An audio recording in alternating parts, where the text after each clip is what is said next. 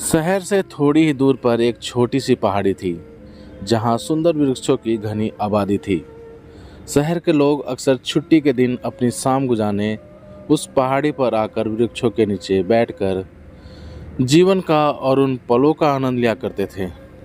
कई प्यार के पंछी भी वहाँ आकर अपने प्यार को दूसरे से छिपाते हुए एक दूसरे के नज़दीक आते थे। वृक्षों के ऊपर अपनी यादों के भविष्य में ताज़ा करने के लिए कुछ न कुछ चिन्ह अवश्य बना दिया करते थे। उन्हीं वृक्षों के बीच एक विशालकाय वृक्ष था, संजीवनी।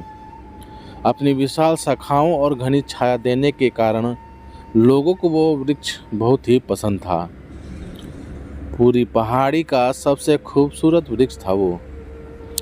संजीवनी की शाखा से उसके फूलों के अंदर से एक बीज नीचे धरती की कोख में समा गया। धरती माँ ने उस बीज को जन्म भी दे दिया और उसका लालन पालन भी करने लगी। धीरे धीरे वो बीज अंकुरित होने लगा और फिर वो एक नन्हा पौधा बन गया। संजीवनी को ही वह अपना सब कुछ समझता था। उसकी छत्र छाया में वो धीरे धीरे बढ़ रहा था। एक दिन नन्हे पौधे ने वृक्ष से पूछा, पिताजी, क्या भगवान ने हमें इंसानों की सेवा करने के लिए बनाया है? हम ही तो उन्हें फल, सब्जी, ठंडी शीतल पवन सब कुछ देते हैं। प्राण वायु भी हम ही देते हैं ना पिताजी? हाँ बेटा, ये तो हमारा कर्तव्य है और ये जवाबदारी भगवान ने हमें सौंपी है, जिसे हमें निष्ठा से निभाना चाहिए। जिज्ञासावश नन्हे पौधे ने आगे पूछा, पिताजी, इंसान हमारे लिए क्या करते हैं? धरती माता हमें स्थान देती है और पालन पोषण करती है। बादल हमें पानी देते हैं, सूरज दादा धूप और चंदा मामा शीतलता देते हैं, किंतु इंसान क्या देते हैं? वृक्ष अपने नन्हे पौधों के सवाल का कोई उत्तर ना दे पाया। तभी दूर से इंसानों की एक टोली आती दिखाई दी।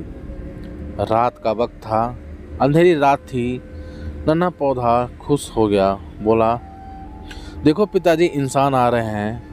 वे जरूर हमारे लिए कुछ न कुछ अच्छी चीज ला रहे होंगे। संजीवनी इंसानों के हाथों में कुल्हाड़ी देखकर घबरा गया। वो अभी भी उन नन्हे पौधे के सवाल का कोई जवाब ना दे पाया। वृक्ष के नजदीक पहुंचते ही इंसानों ने संजीवनी पर हमला कर दिया। उसकी मजबूत शाखाओं को वे काटने लगे। नन्हा पौधा घबरा गया। वो जोर से चीखने लगा, पिताजी, ये इंसान आपको मार क्यों रहे हैं? आपके अंगों को काट क्यों रहे हैं? वृक्ष तब भी अपने बच्चे के सवाल का कोई जवाब ना दे पाया। संजीवनी की आंखों में आंसू थे। नन्हा पौधा अपने पिता संजीवनी के बहते आंसुओं को देखता रहा। धीरे धीरे संजीवनी को पूरा ही उन्होंने काट डाला। नन्हा पौधा डर गया।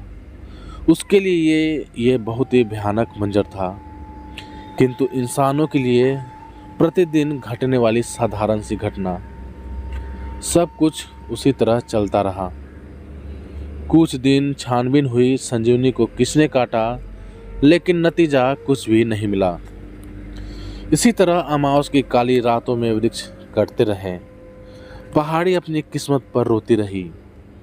नन्हे पौधे के भी आंसू धीरे धीरे सूख गए और समय के साथ साथ वो भी अपने पिता की ही तरह विशालकाय वृक्ष बन गया।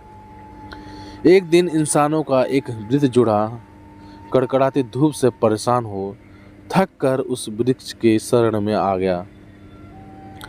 छायादार वृक्ष के नीचे ठंडी हवा के झोंकों में वृद्ध दंपति आराम करने बैठ गए। वहाँ उन्हें इतना अच्छा लगा, इतना सुकून मिला कि उनकी वहाँ से जाने की इच्छा ही नहीं हुई। तब वृद्ध ने अपनी पत्नी गायत्री से कहा, कैसा जमाना आ गया है ना गायत्री। हमने जन्म दिया, पाला पोसा, अपने खून को पसीना किया, उनकी हर ज़रूरतों को पूरा किया, अपनी उंगली का सहारा देकर चलना सिखाया, किंतु आज जब हमारी बारी आई, जब हमें उनकी ज़रूरत है, तब उन्होंने हमें अपने जीवन से ही अलग कर दिया। गायत्री ने दुखी होते हुए कहा, हाँ, तुम सही कह रहे हो। यही हमारे जीवन का कड़वा सच है।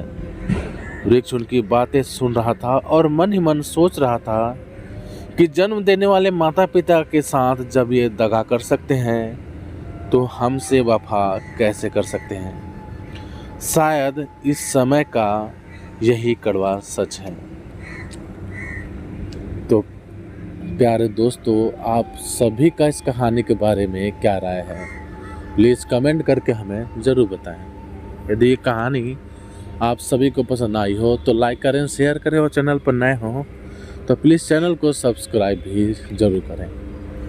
चलिए दोस्तों, मिलते हैं आप सभी से एक और नई कहानी के साथ। तब तक के लिए जय हिंद, वंदे मातरम।